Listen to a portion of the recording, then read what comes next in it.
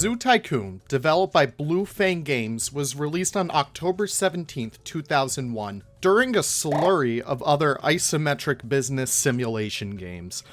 Originally, Zoo Tycoon started conception as a simulation game under the guise of running your own airport. But the CEO of Blue Fang Games at the time, Hank Howie, was cited saying that, compared to theme parks, airports are not fun. Thus, the team started to pivot towards a brighter business, the zoo industry. Many of the strategies that Blue Fang went through during the conception of Zoo Tycoon can be seen parallel to how we see Frontier develop Planet Zoo. Being based in New England, Blue Fang's staff would travel throughout the Boston area to a variety of zoos, drawing inspiration and research from zookeepers and staff alike to get the most realistic simulation possible. The team even went to San Francisco Zoo to learn more about what would be essential to include in a zoo simulation game. While the team did strive to give the most educational and thorough simulation possible for the players, it has been stated that Blue Fang Games did take some creative liberties when it came to gameplay. Thus, they were able to strike a balancing act between both conservation and entertainment, alongside implementing educational efforts that zoos have taken under across the world, such as wild releases, as well as conservational breeding programs.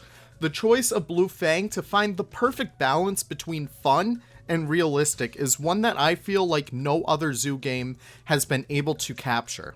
Even comparing it to modern-day Planet Zoo, the element of fun in Planet Zoo feels unmatched by Zoo Tycoon's cornerstone standards. Now, let's talk a little about isometric games. I've touched upon them in previous videos and why I really do love them, but let's get into a little bit more detail here. Wikipedia defines isometric graphics as those that are employed in video games and pixel art that use a parallel projection, but which angle the viewpoint to reveal facets of the environment that would otherwise not be visible from a top-down perspective or side view, thereby producing a three-dimensional effect. This effect has been used in so many games that have shaped my childhood, and probably yours as well. Fallout 1 and 2 used a version of isometric graphics known as trimetric projection, which essentially is a different spin on the graphic system, as well as Roller Coaster Tycoon 1 and 2, Age of Empires, and so much more. While nowadays you don't really see too many isometric simulators anymore, I can often think of at the top of my head with Parkitect somewhat simulating that style. They truly do stand the test of time and hold up extremely well for their age. Now, while some do better than others, I owe Zoo Tycoon's long-standing art style to the sprite work itself. The art style and graphics and sprite work of Zoo Tycoon 1 is one that I constantly go back to and always fall back in love with. I mentioned offhandedly before that it was done in the same vein as the sprites from Rare's Donkey Kong Country, but we have a lot more information on this to actually cover now that I was surprised to find myself. Blue Fang Games outright commissioned and contracted 3D work from a Bulgarian studio, Rapin LLC Sofia, which operated from 1999 to 2009. Being shown across the screen right now are just a few pictures of the references they had put out with the original models and textures for the sprites that we now see in the game, which were rendered and compressed to fit sprites for the game's art style. Being able to see these renders in a lot higher quality shows so much more unappreciated and unviewable detail that really does help to give this game even more of a lovable style. As of now, we still don't have access to the original 3D models or renderings, but it's always good to hope that sometime in the future, we may get them. A constant within the game as well is the UI, and I feel like Zoo Tycoon does not get enough credit for the art style, as well as the general theming that the UI has to it. While go-away green and muted yellows don't really speak to a colorful game, they work surprisingly well for the menu design. I mean, it draws you into the game itself, instead of getting lost in the menus, which I feel like is a shortcoming of a lot of modern day games who like to have bright and colorful menus. Zoo Tycoon makes you emphasize what's happening on the gameplay screen rather than drawing you away with flashy UI elements. In fact, I have to applaud Blue Fang Games for carefully designing the UI to work so well for what it is. You know exactly what to click on, and everything is clear to see. Take, for example, the animal information screen on the bottom right. As a 4-year-old, I knew exactly what the tabs meant. Happiness, food, health, and foliage. A good UI can teach the player exactly what they need to be taught without a single line of text, and it's a really wonderful thing to see that Zoo Tycoon 1 doesn't really get enough credit for.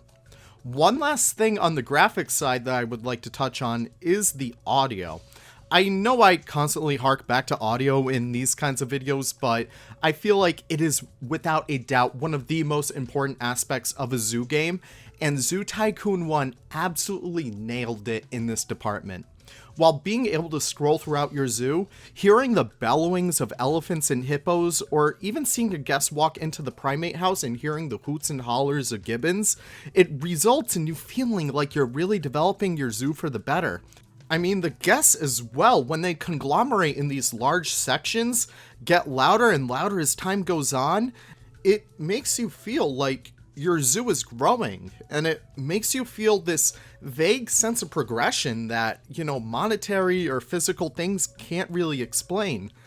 I feel like the music and the UI really do help in this regard, and even the UI sounds alone, with the error messages, the clicking of menus, placing of items, of animals, everything, it just gives so much weight to what you're accomplishing, and while it's often looked over most of the time, I think it's better as an experience that you don't have to think about, but instead that one that constantly feeds into the experience itself. While Zoo Tycoon didn't necessarily garner the best of reviews across the board, with game rankings and Metacritic both giving the game at the time 68 out of 100, I mean, come on, you couldn't even spare the extra point? The arguable cultural impact has created a legacy for Zoo Tycoon for many years to come, making it a household name. While the critical reviews weren't necessarily glowing, families raved about the game. Zoo Tycoon even received the Parents' Choice Foundation Gold Award back in 2002, and quite a few more after that. I mean, sales for the game weren't exactly something to snuff at either, with the game originally selling 1 million copies over the course of its first year of release, and further reaching 3 million copies globally in 2003. It was even ranked to be one of the 8th best-selling computer games of 2002. And while that really isn't the sexiest sounding statistic out there, it's still clear to see just how significant this game has been for so many people, even across the globe. And I do need to chalk up a good chunk of this to the Scholastic Book Fairs. For all my international friends, these were events originally held up to get younger children engaged with literature and getting involved with books, but over time, Scholastic opted to include a little bit more in terms of these events with digital games. I even remember back in my day, whenever they came to my school, my parents would always give me a little bit of cash so I could go see what they have in store for me this year, and I know a lot of people would often go for the books, but I always went for the games. I know this is exactly how so many people got exposed to their love for these Tycoon games, and I just think it's an important factor to mention when we're talking about the reception and impact of Zoo Tycoon.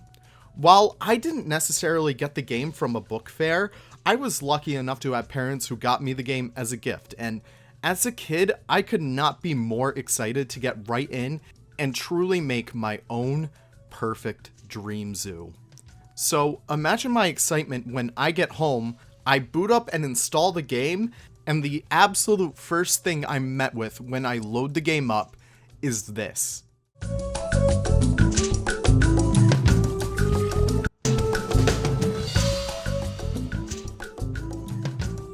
Starting the game directly off with a tutorial is a brave stunt to pull, but I think it works very well for Zoo Tycoon.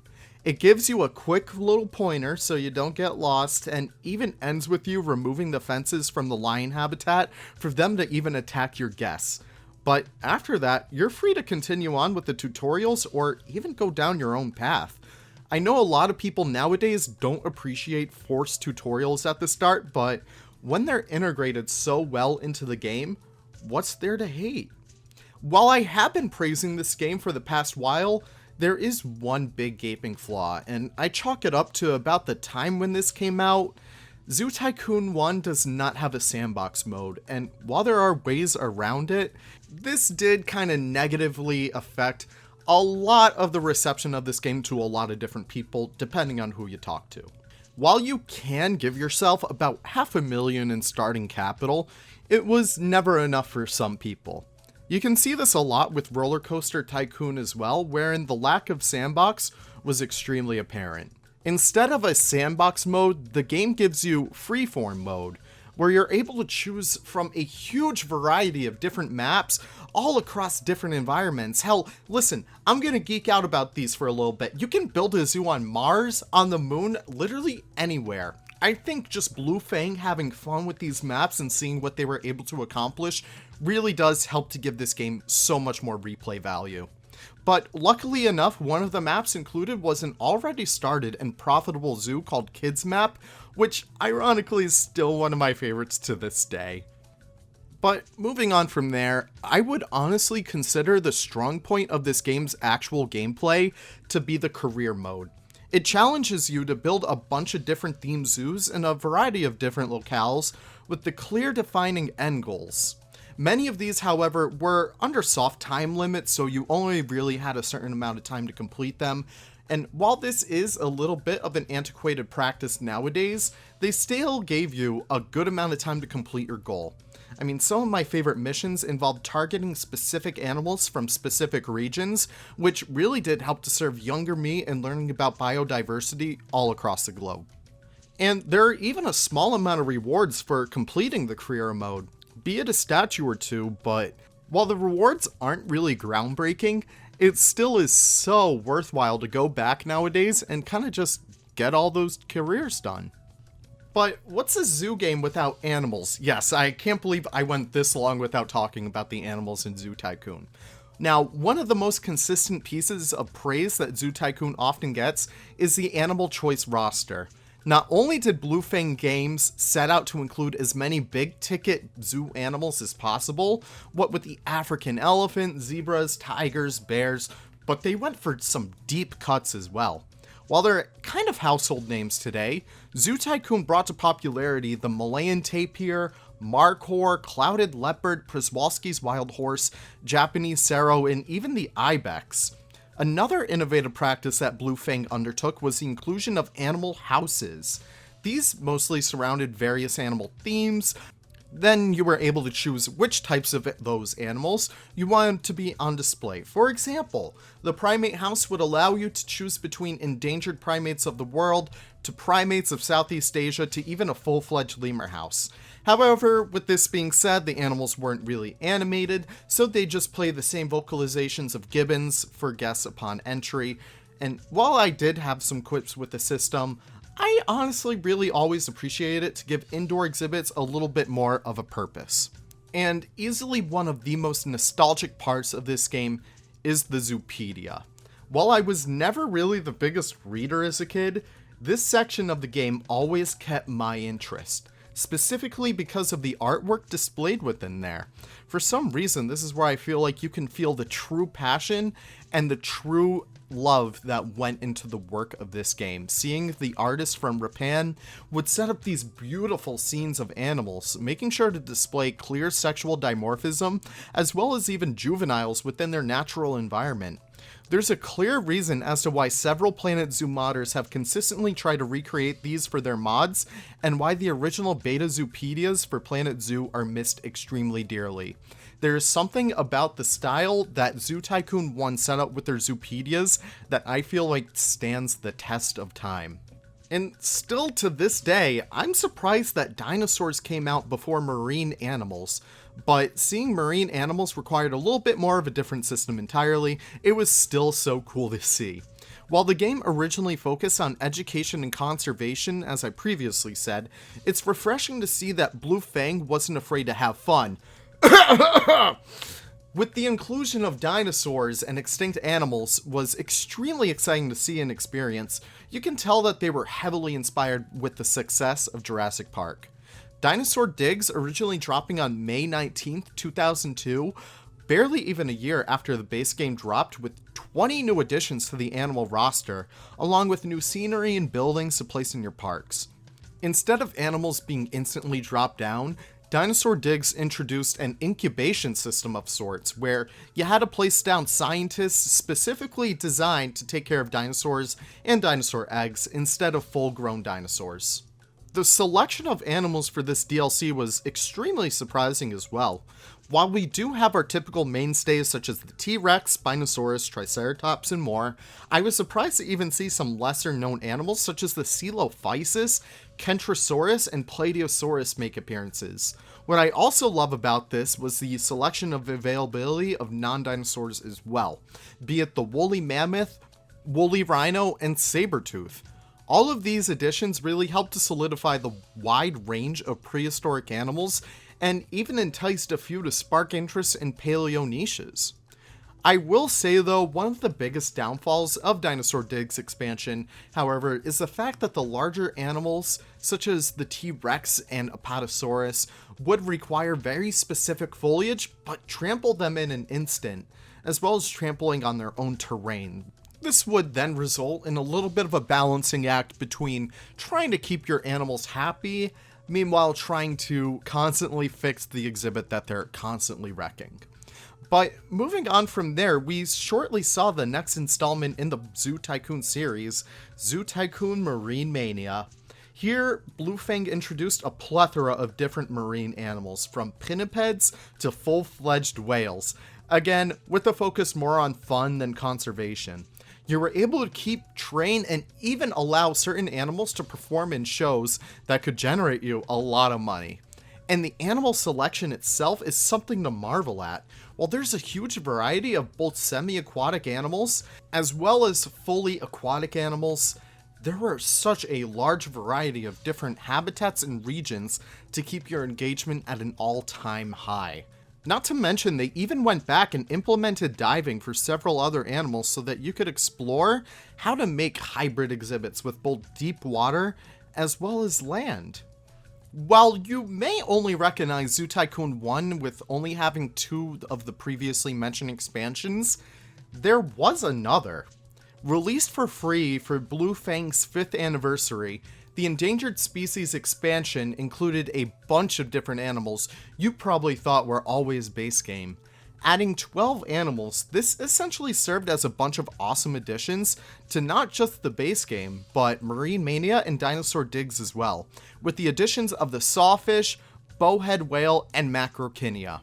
This is at the point where I see Bluefangs as more than just a company making a game. They were having fun with making it and loved it all the same as we love playing it. While you don't really see the same love and passion that this happens in the industry, you can still see it in the likes of different games like Stardew Valley and Prehistoric Kingdom, constantly updating what the fans come to love and expanding on that and building on that. The fun didn't just end with the additions of DLCs though. There were a lot of fun things behind the scenes, locked behind cheat codes. While they've kind of been eradicated off the current landscape as of late, with the few companies still holding tight to the values and benefits of cheat codes, Zoo Tycoon had a wild roster of codes and hidden secrets that added to the experience even more. For example, if you rename exhibits to specific names, you might be able to unlock new scenery or even animals. Naming an exhibit to Cretaceous Corral allows you to unlock the Triceratops, or Xanadu would let you unlock the unicorn. Heck, one of my favorite things to do was drop a mermaid statue in a tank and watch the magic happen.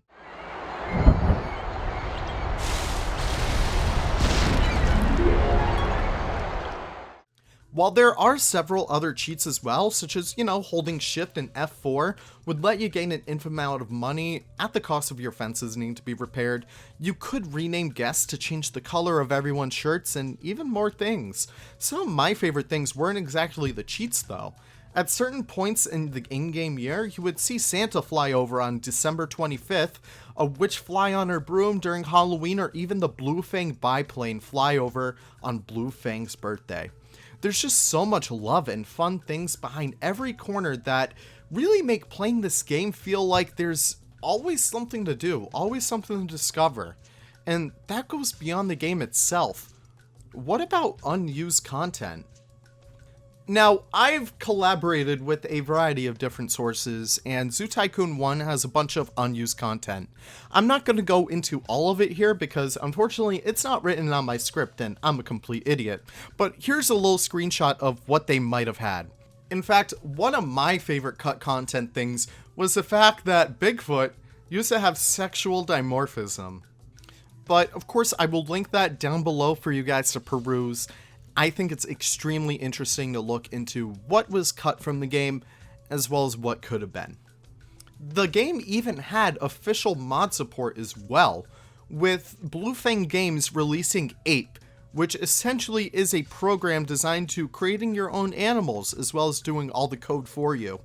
Zoo Tycoon 2 modders even took this into their own hands and made Ape 2, which allowed you to code animals within seconds for Zoo Tycoon 2. And even going beyond that, what's the game like now? I mean, what happened after the original release of Zoo Tycoon 1? Well, with the popularity of the series at the time, Bluefang decided to port the game over to Zoo Tycoon 1 on the Nintendo DS. Since it was a relatively older hardware, it didn't seem like they had to sacrifice much to get it working on the system, but unfortunately it was only a little bit cut from the original base game, with none of the fun DLC additions. But if you ever find this cheap somewhere, I'd recommend picking it up. It's a kind of fun experience. I will say though, there are some flaws with it, such as you're not able to have mixed species habitats, but that's a whole other story that really does deserve its own video. So, that's a little bit of a Zoo Tycoon 1 retrospective.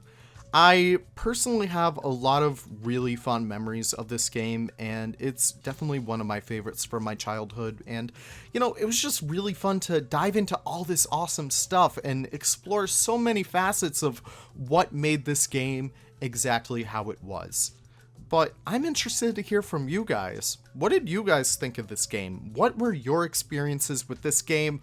Let me hear everything that you guys have to say about this, because this is definitely one of my favorite games, and I just really wanted to share my love for this game with you guys, the entire community. I hope you guys do enjoy these bit of longer form videos, kind of like video essays, because I'm having a lot of fun writing these, and moving forward, I would love to integrate these a lot more on my channel. But for the time being, I do want to thank you guys for watching this entire thing. It was really fun to dive into Zoo Tycoon 1. I can't wait to start on the Zoo Tycoon 2 one. That is going to be so fun. So be sure to subscribe if you haven't already so you don't miss that when it comes out. Be sure to drop a like on this video in case if you did like it, and definitely drop a comment down below. Tell me all of your favorite experiences with this game, because I think I shared all mine. But I'm so excited to hear from all of you guys. So with that being said, my name is Leaf. Thank you guys so much for watching this video, and I can't wait to see you guys in the next one. Take care and have the most wonderful days. Bye-bye now.